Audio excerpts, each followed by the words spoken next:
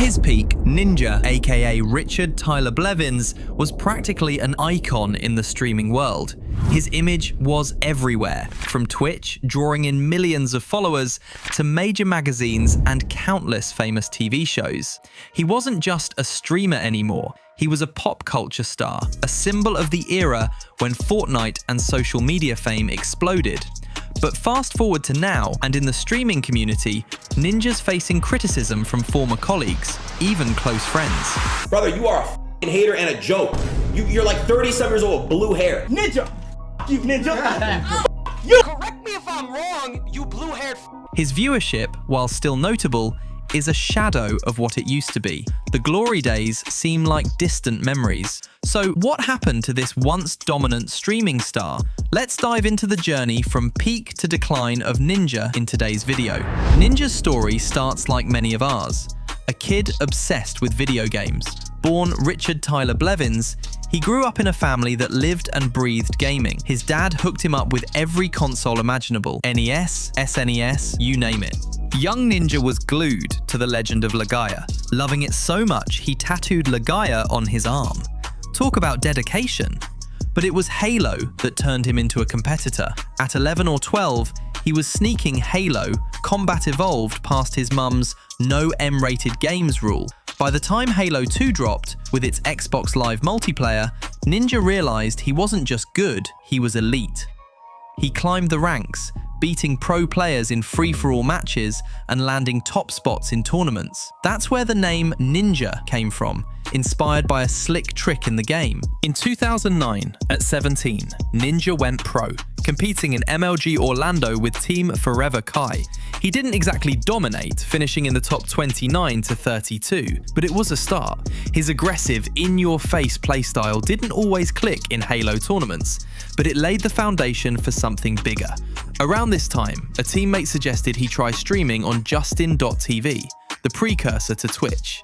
Ninja gave it a shot, balancing pro gaming with live broadcasts. His early streams were raw, just a dude playing Halo, cracking jokes and pulling off crazy plays. Oh my god.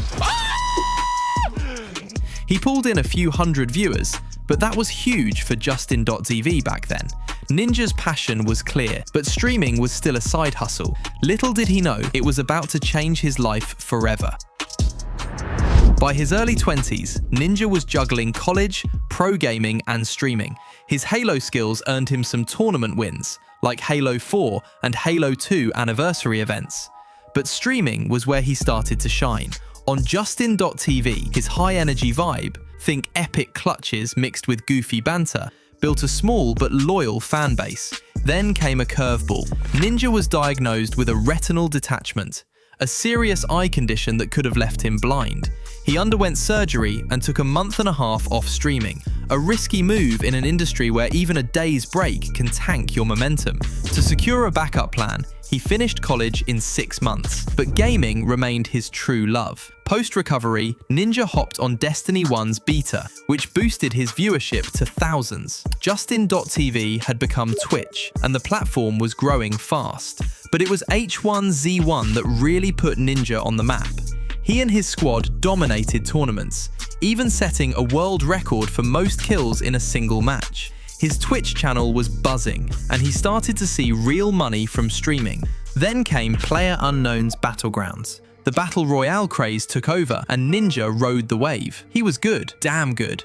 But he wasn't the biggest name. Streamers like Dr. Disrespect and Shroud were pulling double or triple his numbers. Ninja admitted it was tough competing with the giants. It's brutal. You just gotta look at the top streamers every day. Dr. Disrespect, Shroud, Summit, Tim the Tatman. I have to compete with all of these people who like double, triple, you know, in some cases quadruple my viewership, and also just take away a huge pool of people from Still, PUBG kept his channel alive, averaging thousands of viewers. But the real game changer was lurking: Fortnite Battle Royale. When it dropped in 2017, Ninja saw something special. While other top streamers dismissed it as a kid's game, he dove in head first. That decision would make him a legend. Fortnite was a perfect storm. Free-to-play, cross-platform, vibrant visuals, and a fresh build and shoot mechanic. Within 2 weeks of its release, it had 10 million players. By 2018, that number skyrocketed to 125 million. Ninja was one of the first big streamers to embrace it, and his timing couldn't have been better. His viewership exploded. He went from 10,000 viewers to 15,000, then 50,000, and eventually averaged 100,000 daily. That's unheard of, even for Twitch's biggest tournaments. Ninja's streams were electric, insane plays, clutch wins, and his signature high-octane energy. He wasn't just a streamer, he was a showman. Then came the moment that changed everything: Drake. In March 2018, the rapper followed Ninja on Instagram and joined him for a Fortnite stream alongside Travis Scott and Juju Smith-Schuster. The internet lost its mind. A global superstar playing Fortnite with a streamer. This was next level. The stream peaked at 667,000 concurrent viewers. Ninja gained 90,000 followers overnight and reportedly earned $250,000 from that stream alone. The Drake collab wasn't just a flex, it was a cultural earthquake. Clips from the stream flooded social media, and Ninja's name went mainstream. He landed on The Ellen Show, The Tonight Show with Jimmy Fallon, and even taught the floss dance at Times Square, though the crowd wasn't super into it. Brands like Red Bull, Adidas, and Samsung threw million-dollar deals his way. By March 2019, Fortnite had 250 million players, and Ninja was its unofficial ambassador. He wasn't just a streamer anymore, he was a pop culture icon, as big as the game itself. They say what goes up must come down, and Ninja's descent started with a bold move: Mixer. In August 2019, Microsoft's streaming platform aiming to rival Twitch signed Ninja and Shroud to exclusive deals. Rumors pegged Ninja's contract at $20 to $50 million, though the exact figure's still a mystery. It was a gamble.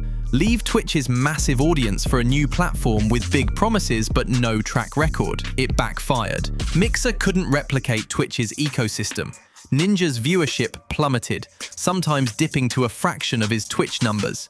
The Ninja effect Microsoft hoped for never materialized. Fans didn't follow him, and Mixer struggled to build a loyal user base. To make matters worse, Fortnite hit a rough patch. Season 10, launched around the same time as Ninja's Mixer move, was widely panned as the game's worst.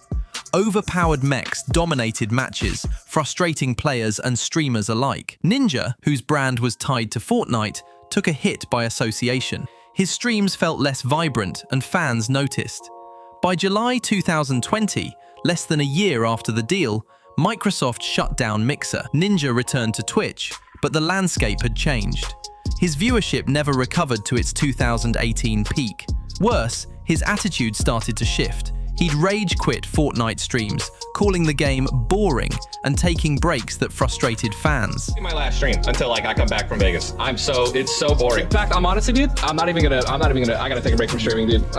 Between 2020 and 2021, he pivoted to Valorant, League of Legends, and even Final Fantasy, but none recaptured the Fortnite magic. By 2022, Fortnite's Zero Build mode brought back some of Ninja's enthusiasm, but the damage was done. He wasn't the king anymore, just another streamer fighting for relevance. As Ninja's star faded, his behavior started raising eyebrows. It's just so dumb. It really is, man. It's not fun. In 2004, Twitch streamer Kai Cenat broke Ninja's viewership record. Fans flooded Ninja's chat with the news, but instead of a gracious nod, he responded with a backhanded jab. Congratulations to Kai for beating my record. My record was like, what, 640? Something like that? Ouch. This wasn't a one-off. When Kai surpassed Ninja's subscriber record, Ninja downplayed it. What did this guy say? Kai's going to pass you! Oh no! My record's already been beaten by Ludwig, who did the same shit that Kai's doing. Sabotage. Sleeping on stream. Kai called him out. I ever said anything bad about you, bro, and that sucks. You feel me? Cause I watched you all the time growing up. Like, I would never take anything away from you, bro. Like, you done this shit on games that people won't be able to do, bro. But god damn, man, you should never took that Mixer deal, nigga.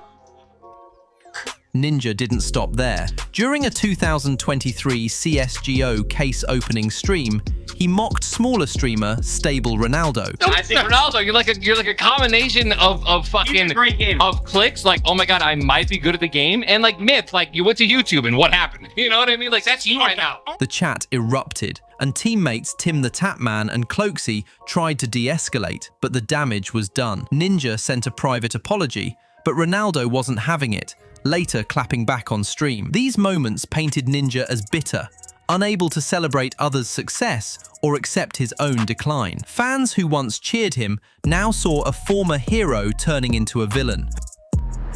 In 2024, Ninja faced a wake-up call, a melanoma diagnosis. Thankfully, treatment was successful, and it seemed to ground him. Recent streams show a calmer, more reflective Ninja, focused on fun over fame. He's leaned into variety streaming, playing everything from Fortnite to indie games, and his content feels more authentic. Ninja's peak earned him enough to live comfortably for life. Estimates suggest he banked tens of millions from streaming, sponsorships, and mixers payout. But money isn't the issue. The question is whether he can reclaim his spark. He's admitted he's no longer the top dog, and that humility might be his path forward. And that's the story of Ninja, from Halo prodigy to Fortnite icon to a streamer finding his place in a new era. What do you think? Can Ninja make a comeback, or is his prime behind him? Drop your thoughts in the comments, and don't forget to like and subscribe for more gaming deep dives. Thanks for watching, and I'll catch you in the next one. Peace out.